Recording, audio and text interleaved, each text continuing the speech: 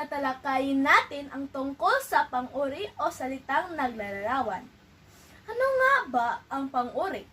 Ang pang-uri ay salitang nagbibigay turing o naglarawan ng pangalan o panghalip. Nagsasaad din ng uri o katangian ng tao, bagay, hayop, lugar o pangyayari.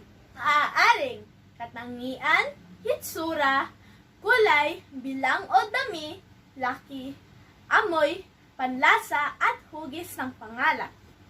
Pag-aralin natin ang halimbawa ng pangungusap.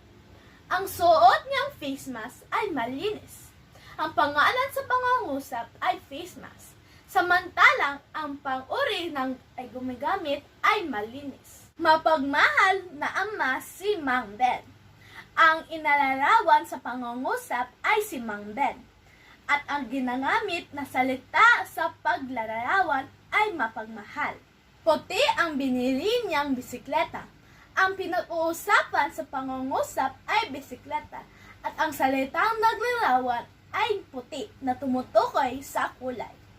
Ang puno sa aming bakuran ay malaki. Ang inalarawan ay puno na salitang inalarawan ay malaki.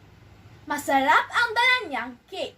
Ang bagay na inalarawan ay cake at ang pang-uri na masarap ay tumutukoy sa panlasa.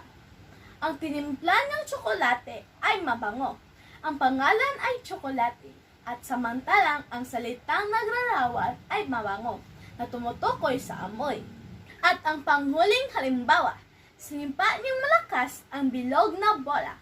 Ang inalarawan ay bola at ang salitang naglalarawan ay bilog na tumutukoy sa hugis. Muli natin tatandaan ay ang pang-uri ay salitang naglarawan ng tao, bagay, hayop, lugar o pangyayari. Hanggang dito na lang, sana may natutunan kayo tungkol sa pang-uri o salitang naglalarawan. Maraming salamat! Paalam!